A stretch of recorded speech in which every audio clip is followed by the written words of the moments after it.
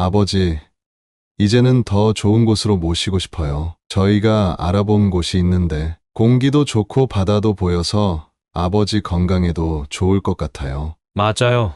저희가 이제라도 효도하고 싶어서요. 거기 가시면 좋은 분들도 많이 계시고 산책하기도 좋대요. 매일 신선한 해산물도 드실 수 있고요. 갑자기 왜 이러는 거냐? 요즘 건강도 안 좋으시잖아요. 여기서 아버지 혼자 지내시는 게 저희도 너무 걱정되고 죄책감도 들어서요. 그렇게 생각 안 해도 된다. 난 여기가 좋다. 짐은 저희가 다 챙겼어요. 필요한 건 거기 가서 새로 사드릴게요. 따뜻한 옷하고 약만 챙기세요. 그래도 이렇게 갑자기 나도 생각 좀 해야 되지 않겠냐? 거기 가시면 정말 좋으실 거예요. 저희도 자주 찾아뵐게요. 손주들도 방학 때 데려갈게요. 이제 출발해야 할 것 같아요. 배 시간이 얼마 안 남아서. 배라고? 배는 왜? 무슨 배? 안녕하세요. 이번 사연은 74세 이현택 아버지의 사연입니다.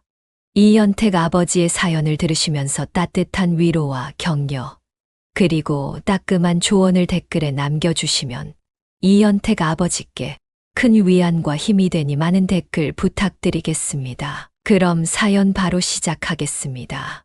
저는 이제 74살의 나이가 되었습니다. 돌이켜보면 제 인생의 대부분을 자식들을 위해 살아왔던 것 같네요.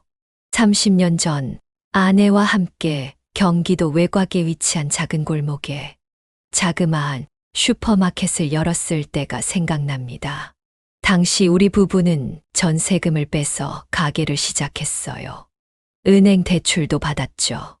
위험한 선택이었지만 두 아들을 위해서라면 어떤 도전이라도 해볼 만하다고 생각했습니다. 아침 5시면 일어나 문을 열고 밤 11시가 되어서야 문을 닫았죠. 하루도 쉬지 못했습니다. 명절에도 문을 열었어요. 그래도 두 아들 민수와 준호를 보면 힘이 났습니다.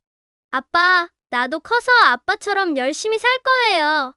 이렇게 말하며 웃던 민수의 어린 얼굴이 아직도 선명합니다. 준호는 늘 아빠는 슈퍼맨 같아요. 라고 말하며 저를 꼭 안아주곤 했죠. 그때마다 가슴 한켠이 뭉클해지면서도 더 열심히 살아야겠다는 의지가 불타올랐습니다. 슈퍼마켓은 크게 돈을 벌지는 못했지만 두 아들을 대학까지 보내기에는 충분했습니다. 큰 아들은 경영학과, 작은 아들은 회계학과. 둘 다 좋은 대학에 들어가서 얼마나 자랑스러웠는지 모릅니다. 등록금을 마련하기 위해 밤늦게까지 일하고 주말에는 새벽 시장에 나가 과일도 떼어오고 야채도 직접 사왔죠. 가게 손님들께 자식 자랑하는 게 저희 작은 행복이었습니다. 우리 큰 놈이 이번에 장학금을 받았다네요. 그리고 작은 놈은 이번에 회계사 시험 준비한다네요. 이런 이야기를 할 때면 제 가슴이 벅차올랐습니다. 하지만 7년 전 갑작스러운 병으로 아내를 떠나보내고 제 삶은 큰 전환점을 맞이했습니다. 아내는 평소 허리 통증을 호소했지만 바쁘다는 핑계로 제대로 된 검진도 못 받았죠. 결국 발견된 췌장암. 발견 당시엔 이미 말기였습니다. 6개월이라는 시간이 눈 깜짝할 사이에 지나갔고 아내는 마지막까지 아이들 걱정을 하다 떠났습니다. 여보, 애들 잘 부탁해요. 그리고 당신도 건강해야 해요. 이 말을 남기고 떠난 아내를 생각하며 저는 매일 밤 여보, 나 혼자 잘 살 수 있을까? 라고 중얼거리며 눈물을 흘렸습니다. 그렇게 시간이 흘러 두 아들의 결혼식 날은 제 인생에서 가장 행복한 순간 중 하나였습니다. 민수는 은행에서 만난 미영이와 준호는 대학 동아리에서 만난 지연이와 결혼했죠. 두 아들이 턱시도를 입고 신부와 함께 입장할 때 저는 참았던 눈물을 터뜨리고 말았습니다. 아들아, 너희 엄마가 보면 얼마나 좋아했을까? 가슴 한켠이 아리면서도 뿌듯했던 그 순간을 잊을 수가 없습니다. 결혼식장에서 민수가 건넨 편지에는 이런 내용이 있었죠. 아버지, 제가 이만큼 잘할 수 있었던 건 모두 아버지 덕분입니다. 이제는 제가 아버지를 모시겠습니다. 준호도 비슷한 내용의 편지를 썼습니다. 그때는 그 말들이 그저 감동적이고 진심으로만 들렸습니다. 그렇게 세월이 흘러 손주들과 함께하는 시간이 제 일상의 전부이자 행복이었죠. 민수네 아이들은 초등학교 3학년, 1학년이고 준호네 아이는 이제 막 유치원에 들어갔죠. 주말마다 찾아오는 손주들과 공원을 산책하고 맛있는 것도 사주면서 저는 다시 한번 삶의 기쁨을 느낄 수 있었습니다. 할아버지, 우리랑 같이 살아요? 이렇게 말하는 손주들 때문에 가슴이 따뜻해지곤 했어요. 특히 큰 손주가 제 손을 잡고 할아버지, 나중에 커서 할아버지랑 같이 살 거예요. 이렇게 말할 때면 눈시울이 붉어지곤 했습니다. 하지만 어느 날부터인가 몸이 예전 같지 않다는 걸 느꼈죠. 계단을 오르내릴 때마다 숨이 차고 가끔은 어지러움도 느꼈어요. 작은 슈퍼마켓을 30년 넘게 운영하면서 쌓인 허리 통증도 점점 심해져 간 거죠. 내가 언제까지 혼자 살 수 있을까? 이런 불안한 생각이 자주 들었어요. 자식들에게 의지하고 싶은 마음도 있지만 자식들의 삶을 방해하고 싶지는 않았어요. 아버지, 걱정 마세요. 저희가 있잖아요. 라고 말해주는 아들들이 고맙지만 한편으로는 미안한 마음이 컸습니다. 그렇게 저는 마음씨 착한 아들 둘을 위해 슈퍼마켓을 운영하며 평생 모아두었던 노후 자금 모두를 자식들의 결혼 자금으로 써버렸죠. 하지만 이제와 돌이켜보면 너무나 후회됩니다. 당시에는 자식들의 새 출발을 위해서라면 당연하다고 생각했는데 지금 생각해보면 노후를 위해 비상자금을 조금이라도 남겨둘 걸 그랬나 싶어요. 아버지, 이제 저희가 효도하겠습니다. 이렇게 말하던 아들들의 말을 너무 믿었던 걸까요? 자식들이 결혼하고 처음에는 너무 좋았어요. 결혼 초기에는 자주 찾아오고 안부 전화도 자주 했던 큰아들과 작은아들이 언젠가부터는 명절에도 얼굴 보기가 힘들어졌죠. 효도하겠다던 자식들과 점점 사이가 멀어지면서 밤마다 창밖을 바라보며 노후 준비를 제대로 하지 못한 제 자신을 원망했죠. 그나마 저한테 남은 재산은 아내와 함께 그리고 아이들이 태어나고 자라온 낡은 아파트 한 채였죠. 그날따라 아파트 거실에서 바라보는 하늘은 너무나 작고 초라해 보였죠. 연금으로는 생활비도 빠듯한데 의료비까지 어떻게 감당해야 할지 이런 걱정들이 매일 머릿속을 맴돌았어요. 젊은 시절에는 노후 준비는 나중에 생각하자는 마음이었는데 그 나중이 생각보다 너무 빠르게 오더라고요. 내가 조금만 더 빠르게 노후 준비를 했더라면 하는 후회가 밀려올 때마다 가슴이 먹먹해졌죠. 아내가 살아있었다면 이런 걱정거리를 함께 나눌 수 있었을 텐데 하며 후회하는 날들의 연속이었어요. 그러던 어느 날 아침이었습니다. 평소처럼 일어나 씻으려고 화장실에 들어갔는데 갑자기 온몸에 힘이 빠지면서 바닥에 쓰러졌어요. 오른쪽 팔다리가 제대로 움직이지 않았고 말도 어눌해졌죠. 화장실 타일 바닥이 차가웠지만 일어날 수가 없었어요. 이러다가 이대로 죽는 건가 하는 생각이 들 때쯤 다행히 그날 민수가 아침 일찍 들르기로 했었는데 제가 전화를 받지 않자 이상하게 여겨 약속 시간보다 더 빠르게 집에 와서 저를 발견했어요. 아버지! 아버지! 정신 차리세요! 민수의 다급한 외침이 희미하게 들리는 게 마지막 기억이었습니다. 구급차가 도착했다는 소리, 의료진들의 분주한 발걸음 소리, 그리고 민수가 떨리는 목소리로 전화하는 소리가 들렸습니다. 준호야, 아버지가 쓰러지셨어. 지금 응급실로 가고 있어.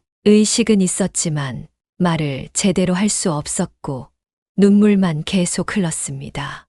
아들의 손을 잡고 싶었지만 오른손은 전혀 움직이지 않았어요. 대학병원 응급실에서 정신을 차렸을 때 의사는 뇌경색이라고 했습니다. MRI 촬영 결과 왼쪽 뇌에 혈전이 생겼다고 하더군요. 중환자실에 누워있는 동안 자식들의 대화가 간간히 들렸습니다. 형, 병원비가 얼마나 나올까? 그러게, 보험도 없으시고, 앞으로 어떡하냐. 간병인은 또 어떻게 구하고. 나는 요즘 애들 학원비도 빠듯한데 한숨 소리와 함께 들리는 자식들의 대화에 눈물이 났습니다.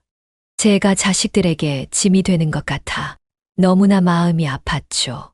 의사 선생님은 다행히 초기에 발견해서 후유증은 크지 않을 거라고 했습니다. 하지만 2주간의 입원 치료와 재활 치료가 필요하다고 했어요. 입원실에서 링거를 맞으면서 창밖만 하염없이 바라보았습니다. 옆 병상의 할아버지는 매일 자식들이 찾아와 간병을 해주는데 저는 자식들에게 부담을 주기 싫어서 간병인을 썼죠. 물론 그 비용도 만만치 않았습니다. 그렇게 시간이 흘러 어느 정도 회복이 돼서 퇴원을 했는데 도저히 혼자 살기는 힘들었어요. 오른팔의 마비는 어느 정도 호전되었지만 다리는 여전히 불편했고 걷는 것도 쉽지 않았어요. 그렇게 고민이 많던 참에 낡은 아파트에서 혼자 지내기엔 너무 위험하다며 큰아들 민수가 자기 집으로 모시겠다고 했습니다. 지금 아버지 집은 세를 주고 저희 집으로 오세요. 저희가 모실게요. 민수의 말에 안도감도 들었지만 한편으로는 불안했습니다. 옆에 있던 며느리는 조용히 있었지만 그 표정에서 내키지 않는 기색이 역력했으니까요. 그렇게 퇴원하고 부동산에 집을 내놓고 집으로 돌아와 짐을 정리하는 날. 그동안 살았던 낡은 아파트를 떠나는 게 마음이 아팠습니다. 오래돼서 곰팡이도 피고 빗물도 새는 그런 집이었지만 그래도 제 평생의 추억이 깃든 소중한 공간이었죠. 아내와 찍은 사진, 아이들 어릴 적 앨범, 손주들이 그려준 그림. 추억이 담긴 물건들을 하나하나 정리하면서 눈시울이 붉어졌습니다. 그렇게 제 물건들을 모두 정리하고 큰아들네 33평 아파트에서의 생활이 시작됐습니다. 큰 방은 민수 부부가, 작은 방은 손주들이 쓰고 저는 거실 옆에 서재를 개조한 조그만 방을 썼죠. 방이라고 하기도 민망한 크기였지만 저로서는 감지덕지였습니다. 아침마다 며느리 미영이가 차려주는 밥을 먹으며 잘 먹었다. 라는 말도 조심스럽게 했습니다. 매일 며느리의 표정을 살피는 게 일상이 되어버렸죠. 화장실을 가는 것도 TV를 보는 것도 모두 눈치를 보며 해야 했습니다.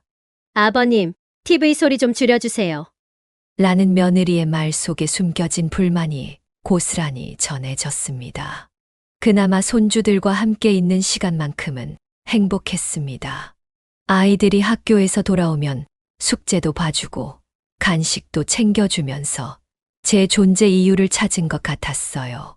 할아버지 이거 어떻게 풀어요? 할아버지가 끓여준 라면이 최고예요. 할아버지, 내일도 학교 데려다 주세요. 손주들의 순수한 마음이 저를 위로해 주었죠.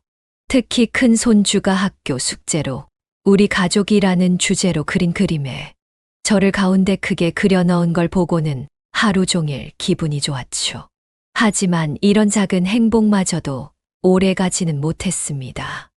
용돈은 한 달에 30만 원. 연금에서 나오는 돈을 쪼개서 손주들 과자도 사주고 가끔 문방구에서 장난감도 사줬습니다. 하루는 큰 손주 학용품을 사준 것이 며느리 눈밖에 났죠. 아버님, 돈도 없으시면서 애들 이런 거 계속 사주지 마세요. 저희가 알아서 할 테니 신경 쓰지 마세요. 그 말에 담긴 날카로움이 가슴을 찔렀습니다. 그 후로는 손주들과 놀 때도 조심스러워졌어요. 손주들이 뭔가를 사달라고 할 때마다 항상 오늘 말고 다음에 사줄게. 미안하구나. 라고 말하는 제 모습이 너무나 초라하게 느껴졌습니다. 밤이면 민수와 미영이의 다툼 소리가 들렸습니다. 당신 아버지 때문에 내가 얼마나 스트레스 받는 줄 알아? 매일 청소하랴, 빨래하랴. 나도 지칠 대로 지쳤어. 그래도 내 아버지야. 어떡하라고? 요양원에라도 보내자는 거야? 차라리 그게 나을 것 같아. 여기저기 냄새나고 아이들한테도 안 좋잖아. 벽을 사이에 두고 들리는 말다툼에 이불을 뒤집어 쓰고 눈물을 훔치기도 했습니다. 화장실 갈 때 조심조심 발소리를 죽이고 기침도 참았습니다. 제 존재 자체가 민폐가 되어버린 것 같았죠. 설상가상으로 작은 아들 준호네가 사업에 실패했다는 소식까지 들려왔죠. 결혼하고 준호는 직장에 정착하지 못하고 몇 년을 놀고 있는 상태였죠. 그러다 경기가 한참 어려운 시기에 준호와 작은 며느리는 그동안 모아둔 돈 모두와 대출을 받아 카페를 시작했죠. 하지만 희망차게 시작한 카페가 망하면서 빚더미에 앉게 되었죠. 형, 나 이제 어떡하지? 은행에서 독촉장이 매일 와. 지연이도 맨날 울기만 하고. 민수와 통화하는 준호의 흐느끼는 목소리를 전화기 너머로 들으며 가슴이 찢어지는 것 같았습니다. 도와주고 싶어도 도와줄 수 있는 형편이 아니었죠. 그저 마음속으로 준호야, 미안하다. 라는 말밖에 할 수 없었습니다. 그러다 보니 자식들 사이에서도 제가 부담스러운 존재가 되어가는 게 느껴졌습니다. 그러던 어느 날 저녁, 민수가 베란다에서 준호와 통화하는 이야기를 우연히 듣게 됐어요.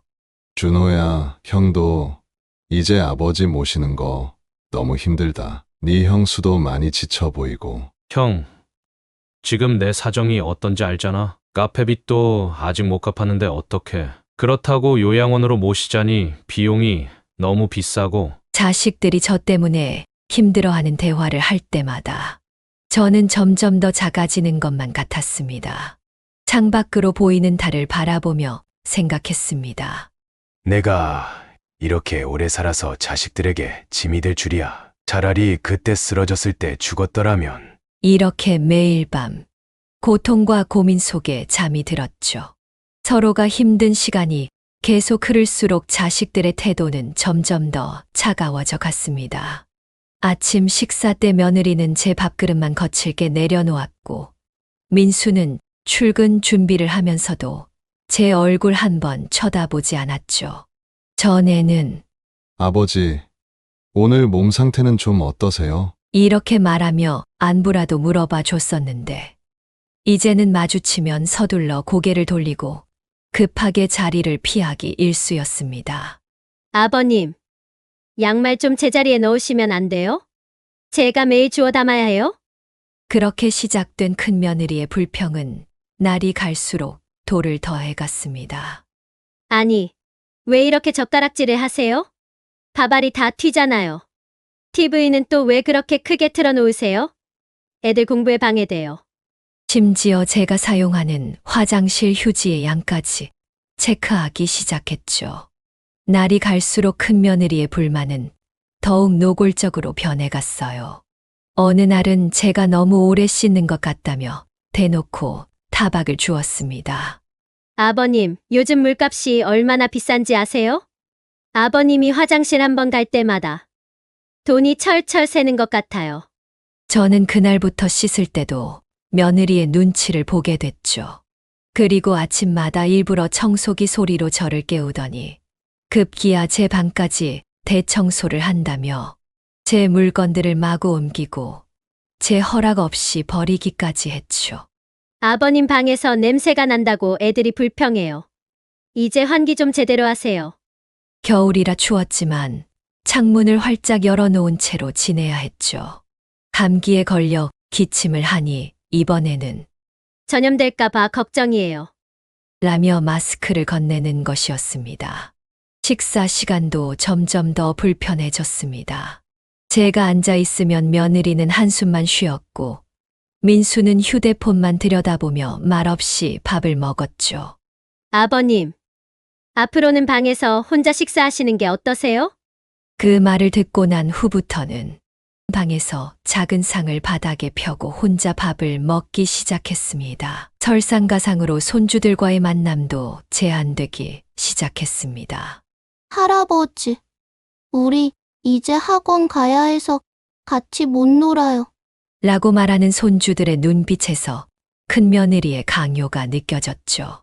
예전에는 학교에서 돌아오면 할아버지, 하며 달려와 안기던 아이들이었는데 언젠가부터는 제 방 앞을 지나갈 때도 고개를 숙인 채 서둘러 지나가더라고요. 전에는 제가 간식을 사주면 좋아하던 아이들이 이제는 엄마가 할아버지한테 받으면 안 된다고 했어요. 라고 말하는 걸 들으면서 가슴이 미어졌습니다. 한 번은 큰 손주의 생일 선물로 책가방을 사주었는데 큰며느리가 너무 촌스러워서 애들이 싫어할 거예요. 라며 돌려주더군요. 그날 밤 혼자 흘린 눈물로 베개가 다 젖었습니다. 그리고 작은 아들 내는 상황이 점점 더 악화되어 갔어요. 카페 운영 실패로 진 빚을 갚지 못해 파산 신청을 해야 할 지경이었죠.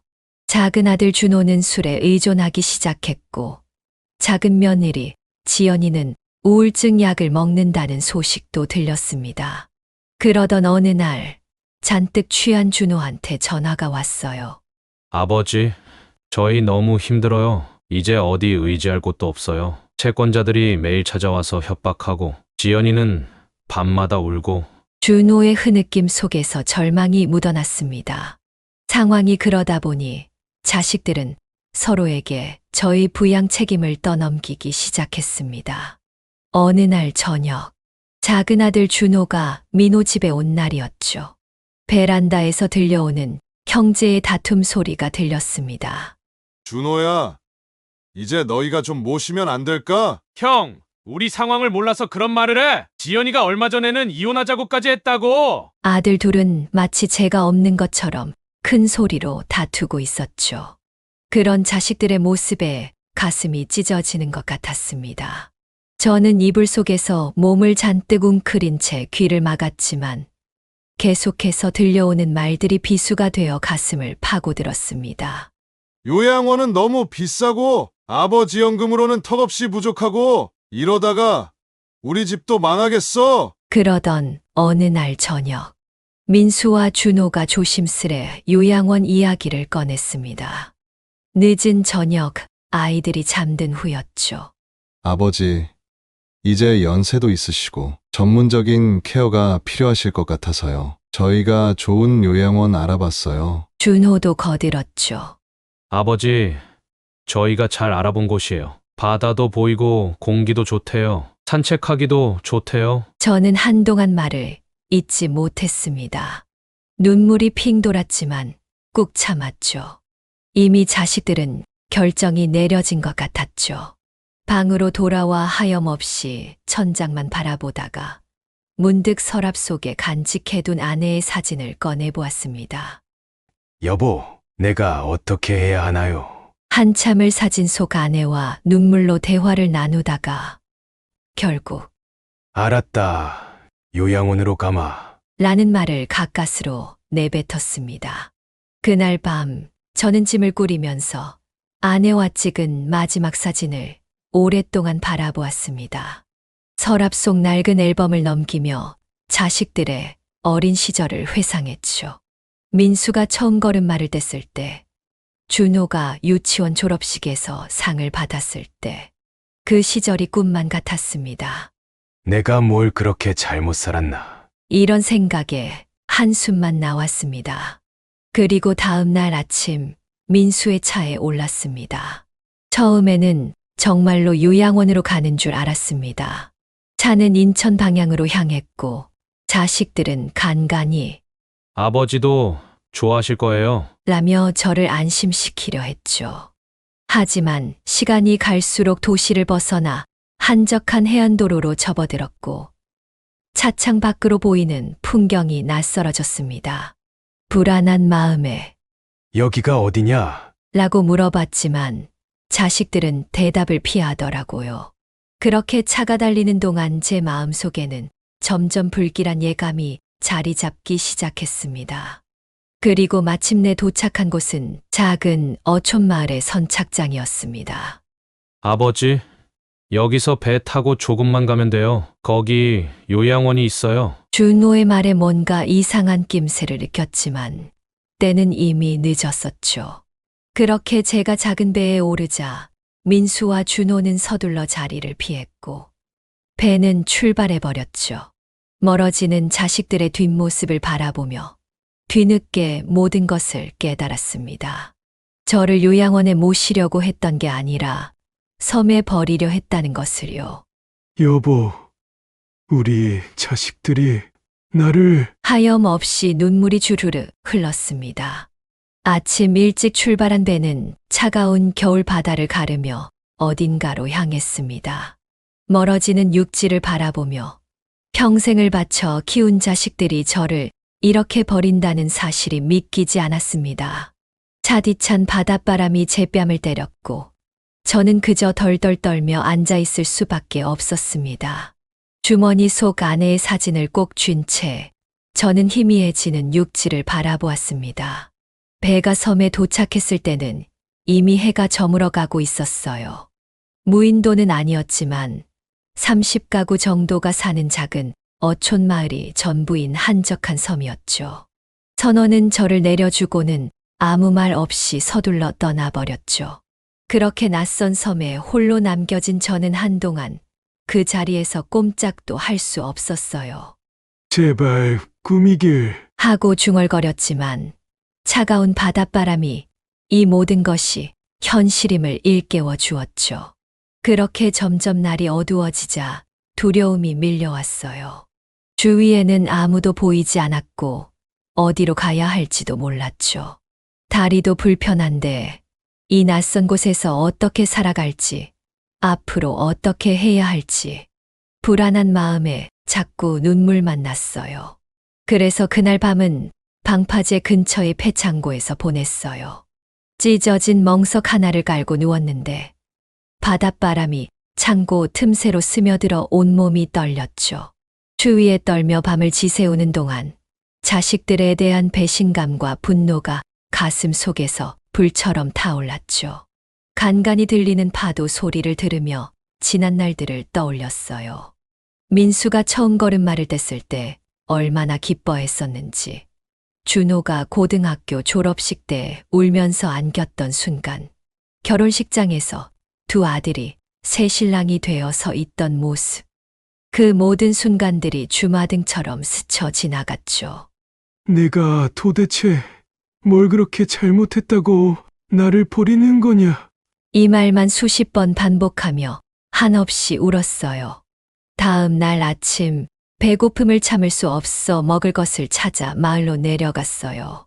다리를 절뚝이며 천천히 걸어가는데 다행히도 어떤 할머니가 저를 발견하고 밥을 챙겨주셨죠. 김치찌개에 따뜻한 밥. 평소 같았으면 별것 아닌 음식이었겠지만 그때는 그렇게 맛이 있을 수가 없었어요. 여기 사람 아닌 것 같은데 어디서 오셨어요? 라고 물으시는데 자식들이 버렸다는 말이 차마 나오지 않아 그저 먹먹한 눈물만 흘렀어요. 그렇게 할머니의 소문을 통해 마을 주민들이 하나둘 도움의 손길을 내밀어 주었어요. 우선 빈 창고를 정리해서 임시거처로 쓸 수 있게 해주셨고 끼니도 챙겨주셨죠. 마을 주민들은 저마다의 사연을 들려주시며 위로해 주셨어요. 나도 자식 셋을 키웠는데 다들 서울 가서 연락도 잘 안 해요. 요즘 세상이 다 그렇죠. 우리도 다 자식 키워본 부모니까 이해합니다. 라며 위로해 주시는 말씀에 또다시 눈물이 흘렀어요. 그렇게 저는 섬에 적응하기 위해 낮에는 마을 주민들의 일을 돕기 시작했어요. 그물 손질도 하고 바질도 거들었죠. 서툰 솜씨였지만 마을 주민들은 실은 내색 하나 없이 참을성 있게 가르쳐 주셨어요. 비록 몸은 고됐지만 일하는 동안만큼은 자식들 생각을 잊을 수 있었어요. 특히 그물을 손질할 때는 정신을 집중해야 해서 잡생각이 들지 않았죠.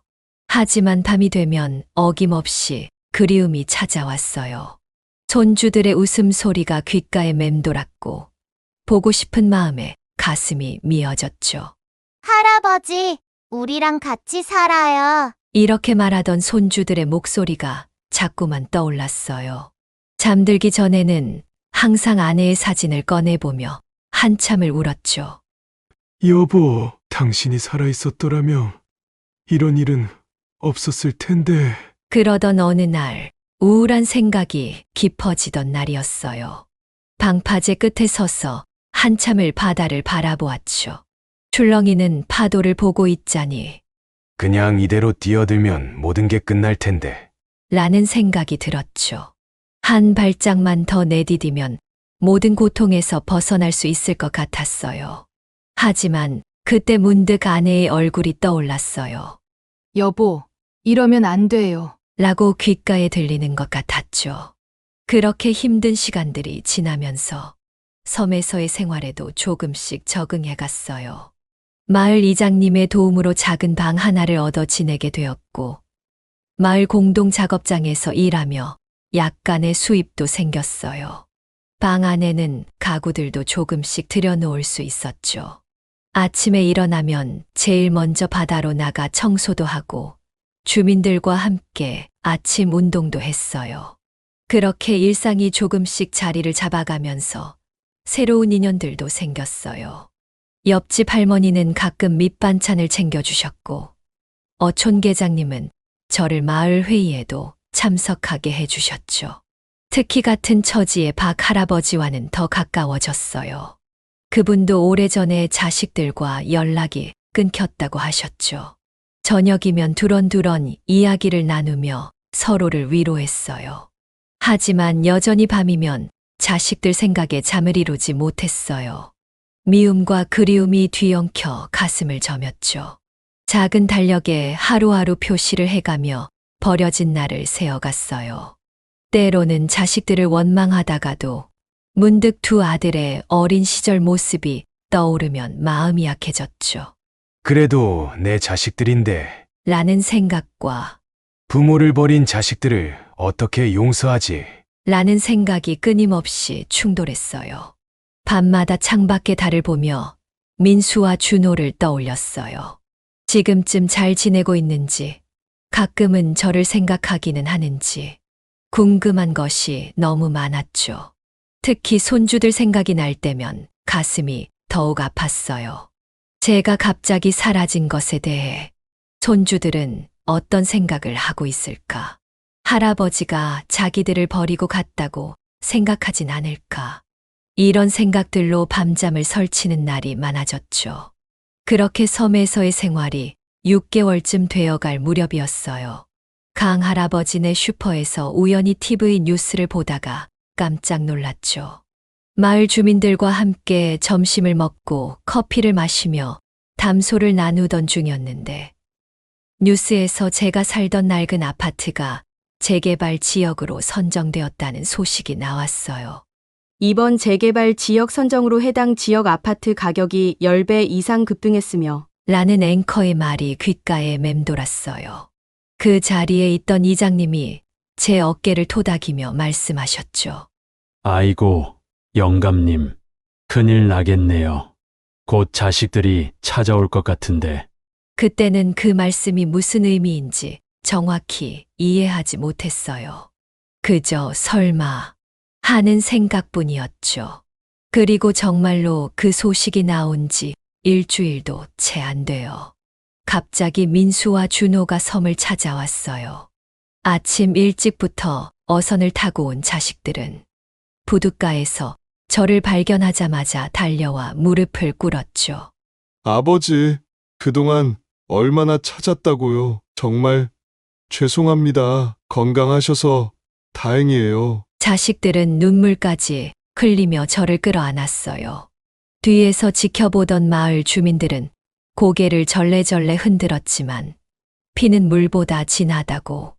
아무리 미워도 내 자식이라는 생각에 저는 그만 코끝이 찡해졌어요.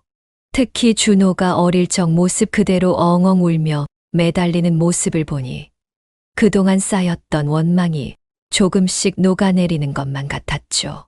자식들은 제가 그동안 고생했다며 이제는 아버지 노후를 편하게 해드리겠다고 했어요. 큰아들 민수는 아버지, 저희가 철없이 굴어서 정말 죄송해요. 이제는 제대로 된 효도하고 싶어요. 준호는 눈물을 글썽이며 아버지, 저희가 잘못했어요. 이제 여기 계시지 말고 더 좋은 곳으로 모시고 싶어요. 라고 말했죠. 처음에는 경계했어요. 하지만 자식들의 변화된 모습은 꽤나 설득력이 있어 보였죠. 아침 저녁으로 안부 전화를 해오고 주말마다 배를 타고 찾아와 맛있는 것도 사왔어요. 심지어 손주들 사진도 가져와서 보여주었죠. 애들이 할아버지가 너무 보고 싶다고 맨날 울어요. 라는 말에 마음이 무너져 내렸어요. 그러던 어느 날 오랫동안 제 곁을 지켜봐 주신 박할아버지가 저를 따로 불러내셨어요. 자네 자식들 갑자기 찾아온 게 수상해. 재개발 때문에 온 거야. 정신 바짝 차리게. 나도 10년 전에 자식들한테 그렇게 당했어. 이장님도 영감님, 서류에 함부로 도장 찍지 마세요. 요즘 자식들 재개발 때문에 부모님 속이는 일이 많답니다.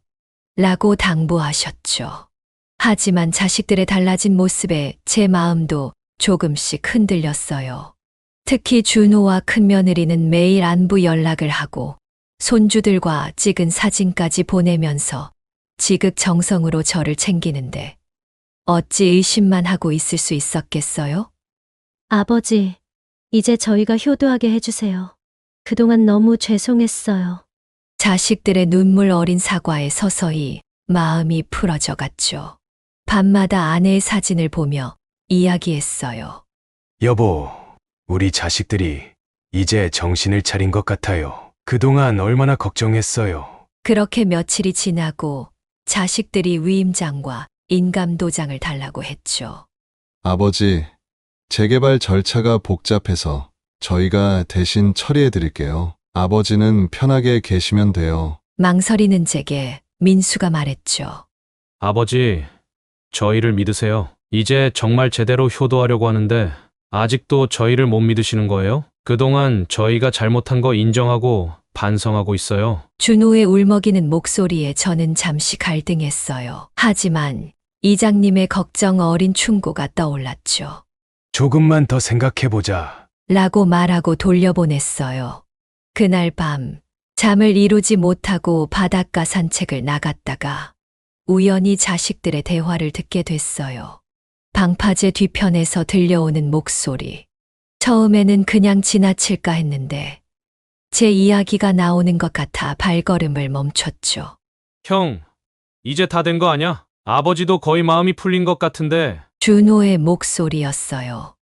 그래, 아파트만 팔면 그 돈 우리가 반씩 나눠 가질 수 있어. 그리고 아버지는 여기서 지내시는 게 더 편해 보여. 동네 사람들도 있고. 민수가 담배를 피며 말했죠.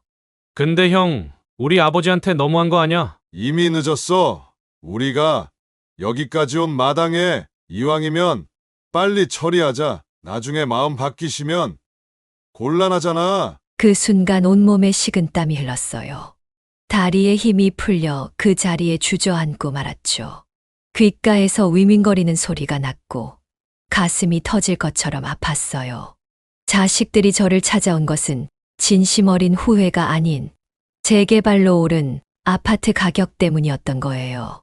자식들의 눈물과 사과는 모두 연기였고 효도는 거짓말이었죠.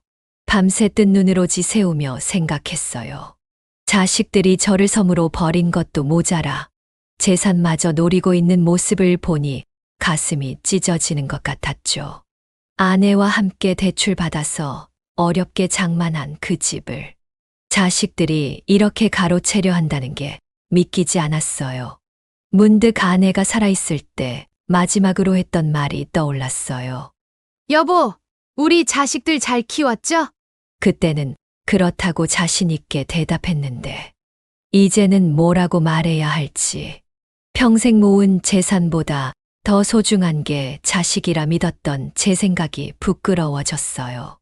다음 날 아침, 마당에서 짐을 챙기고 있는 자식들 앞에 섰어요. 밤사이 모든 걸 정리하니 이상하리만치 마음이 평온했죠. 이제 그만 돌아가거라. 다시는 나타나지 말고. 너희는 이제 내 자식이 아니다. 단호하게 말했어요. 자식들은 당황한 기색이 역력했죠. 아버지, 무슨 말씀하시는 거예요? 어제 너희 대화 다 들었다. 이 말에 자식들은 창백해진 얼굴로 서로를 마주보았어요.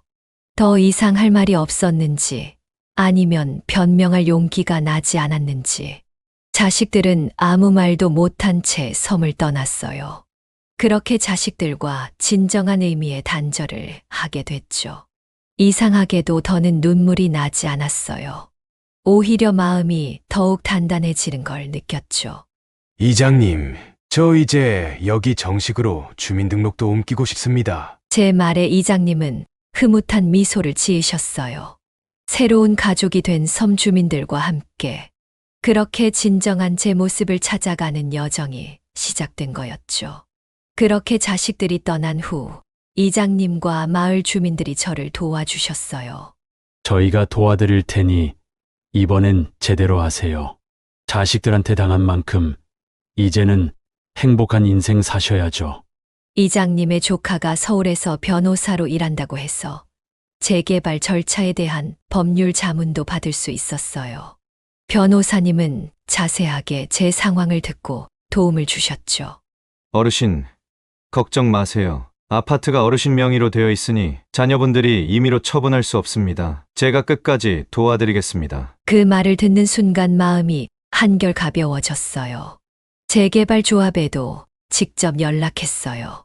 처음에는 복잡한 절차에 막막했지만 변호사님이 컴퓨터로 서류 작성하는 것도 도와주고 이장님이 직접 서울까지 동행해 주시기도 했죠. 조합원 분담금도 지불하고 까다로운 서류 작업도 꼼꼼히 처리했어요.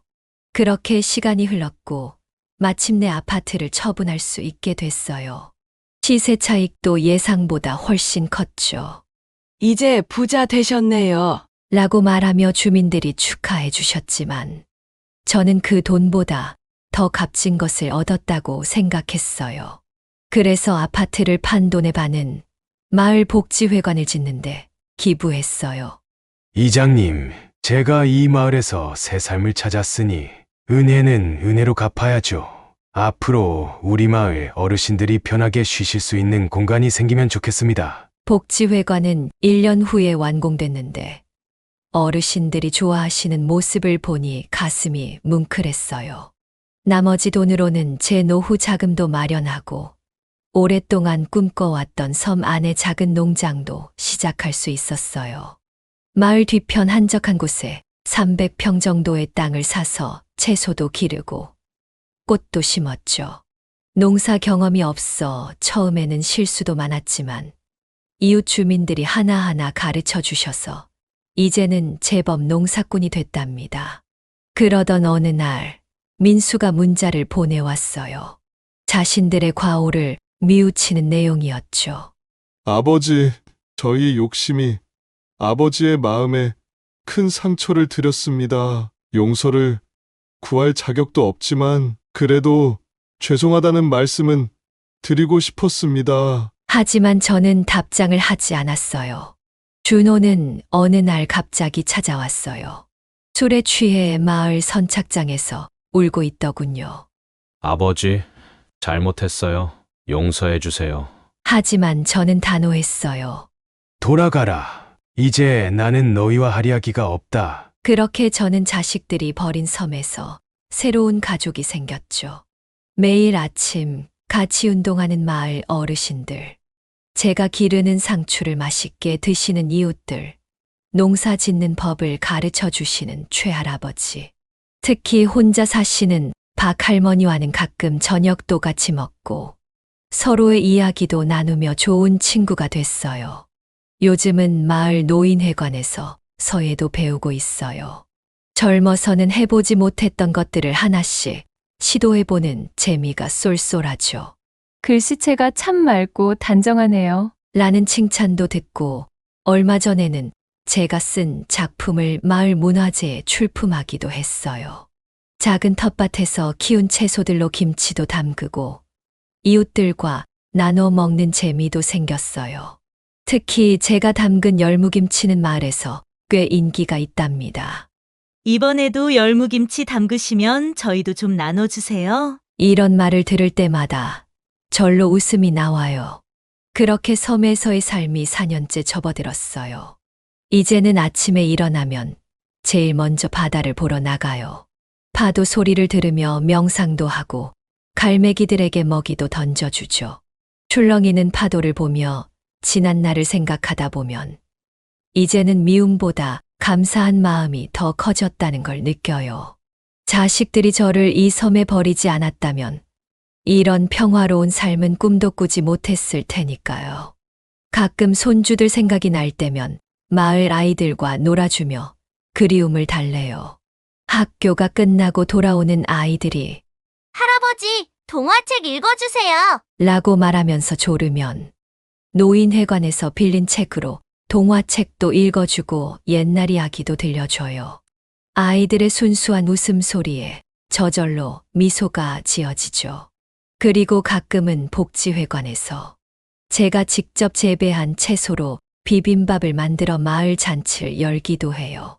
주민들이 모두 모여 음식도 나누고 이야기꽃도 피우면서 하루를 보내죠. 그러다 문득 깨달았어요. 이게 바로 진정한 가족이구나. 피로 이어진 것보다 더 소중한 게 마음으로 이어진 인연이라는 걸. 복지회관 한쪽 벽에는 제가 쓴 글씨가 걸려 있어요. 가장 행복한 순간은 서로를 생각하는 마음이 통하는 때입니다. 이제는 이 글귀가 제 인생의 새로운 모토가 됐어요. 혈연이라는 이름으로 묶인 관계보다 진심 어린 마음으로 맺어진 인연이 얼마나 소중한지 깨달은 거죠. 봄이면 농장에서 새싹이 돋아나고 여름이면 시원한 바닷바람이 불어오고 가을이면 풍성한 수확의 기쁨이 있고 겨울이면 따뜻한 정이 있는 이곳. 이제 이 섬은 제 마지막 고향이 되었어요. 인생의 황혼기에 찾은 이 작은 섬에서 저는 매일매일 새로운 봄을 맞이하고 있답니다. 여기까지 이현택 아버지의 사연이었습니다. 여러분은 어떻게 들으셨나요? 노후 준비의 중요성도 있지만 그보다 더 중요한 것은 진정한 가족의 의미가 아닐까 싶습니다. 피로 이어진 관계보다 마음으로 이어진 인연이 때로는 더 소중할 수 있다는 것을 오늘 사연 속 아버님이 보여주셨습니다.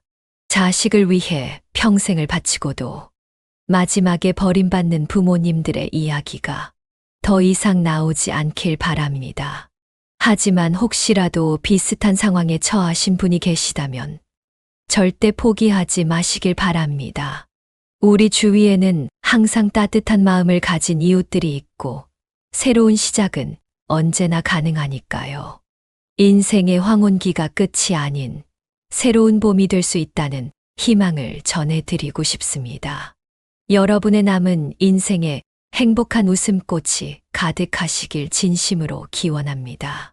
구독과 좋아요, 알림 설정하시면 올라오는 사연을 빠르게 받아보실 수 있습니다. 그럼 다음 사연으로 찾아뵙겠습니다. 고맙습니다.